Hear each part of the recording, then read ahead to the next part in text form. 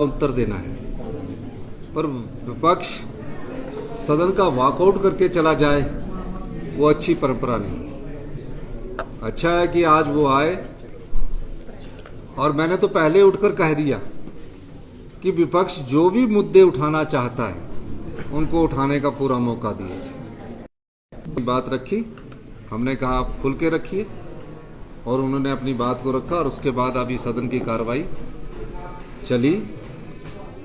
प्रश्न उत्तर के समय भी ऐसा पहले कभी नहीं होता था कि क्वेश्चन आवर के समय पॉइंट ऑफ ऑर्डर दिया जाए, लेकिन अध्यक्ष महोदय, स्पीकर महोदय ने अपने विवेक का परिचय देते हुए विपक्ष के नेता को क्वेश्चन आंसर से पहले ही उनको अपनी बात रखने का मौका दिया।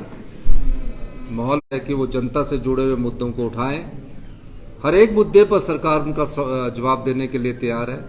मैं दावे के साथ कह सकता हूं कि विपक्ष को चर्चा से भागना नहीं चाहिए, अपने मुद्दे उठाने चाहिए। सरकारी कर्मचारी जो है वो सैलरी का इंतजार कर रहे हैं, सैलरी डेट पे वो इंतजार कर रहे हैं, डेफर करने का क्या कारण रहा है? और साथ में ये नहीं, अभी सैलरी के मामले में मैं विधानसभा में अंदर सभा पटल पर एक स्टेटमेंट दूंगा। उससे कम बोलियां पहले भी नियमों के मुताबिक आती है। 5 जगह ठेकों की नीलामी की बात हुई थी, तो मैं ये कहना चाहूँगा कि उसका हमने जवाब दिया, क्योंकि उस समय वो कल भी वॉकआउट था, 2 दिन से जवाब था। तो हमने 1 साल में 485 करोड़ रुपए शराब की बिक्री से कमाए, और जो भारतीय जनता पार्टी है 5 साल के 665 करोड़ रुपए कमाए हैं। तो आप अंदाजा लगाइए कि किसमें कहाँ नियमितताएं हैं। सर जयराम ठाकुर ये कह रहे हैं कि जो आर्थिक संकट हुआ है इसकी बड़ी वजह कांग्रेस की गारंटियां हैं। फिर मैं कह रहा हूं कि आर्थिक संकट नहीं है भैया।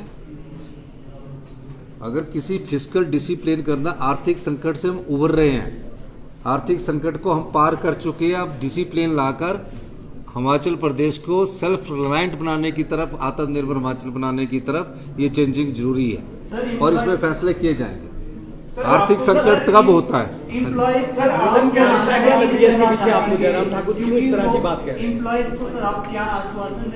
देखिए, जो आपने कहा है वो जयराम ठाकुर जी को आना चाहिए ना। हमने तो बोला कि पहला मुद्दा उनका है। हम चाहते हैं कि वित्तीय कुप्रबंधन पर ये विपक्ष चर्चा करे।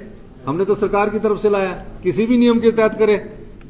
हम जनता के को भी बताना चाहते हैं, हिमाचल प्रदेश की 75 लाख जनता को हम बताना चाहते हैं कि वित्तीय कुप्रबंधन क्यों हुआ, और कैसे डबल इंजन की सरकार ने जनता के खजाने को लुटा दिया।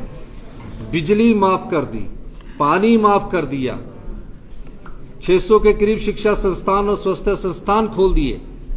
इन सब चीजों को अगर वो चर्चा लाएंगे, नहीं लाएंगे तो हमारे द्वारा चर्चा लाई जाएगी, और हम जनता को बताना चाहते हैं, हम जनता को जागरूक करना चाहते हैं कि जब कोई नीतिगत फैसले नहीं होते तो प्रदेश की अर्थव्यवस्था का उसका क्या प्रभाव पड़ता है। जो इनकम टैक्स देता हो, जो 1 करोड़ रुपया इनकम टैक्स देता हो, उसको मुफ्त की बिजली नहीं चाहिए, मुफ्त का पानी नहीं चाहिए। इन्होंने बिना सोचे समझे बिजली पानी मुफ्त का उन लोगों को दे दिया जो लोग देने अपने पैसे से पानी भी खरीदना चाहते थे, बिजली भी खरीदना चाहते थे। किसको मुफ्त में मिलनी चाहिए? जो गरीब है उसको मुफ्त में मिले, कोई दुख नहीं है, चाहे पानी है चाहे बिजली है। तो इन सब चीजों के मद्देनजर जयराम जी ने जो 5 साल इस प्रदेश के खजाने को लुटाया है, उस दृष्टिकोण से उन्हें चर्चा लानी चाहिए। हमारी सरकार किसी भी नियम के तहत उन चर्चा को तैयार करने के लिए तैयार। सर, रिसोर्स मोबिलाइजेशन को लेकर क्या बड़े कदम उठाए सरकार ने अब तक? देखिए, रिसोर्स मोबिलाइजेशन को उठाने मजबूत करने के लिए और उठाने के लिए, राजस्व में वृद्धि करने के लिए हमने प्रमुख कदम उठाए हैं। उसमें सबसे बड़ा कदम जो है वो जो बिजली है, जो लोग बिजली का बिल देना चाहते हैं, कई लोग मुझसे संपर्क कर रहे हैं, तकरीबन काफ़ी लोगों ने मुझसे संपर्क किया कि हम बिजली का बिल देना चाहते हैं और हमारे से बिजली का बिल लिया जाए। उनको हम अपने दृष्टिकोण से चरणबद्ध तरीके से बिजली के बिल में एक रुपता लाकर उसको कम करेंगे।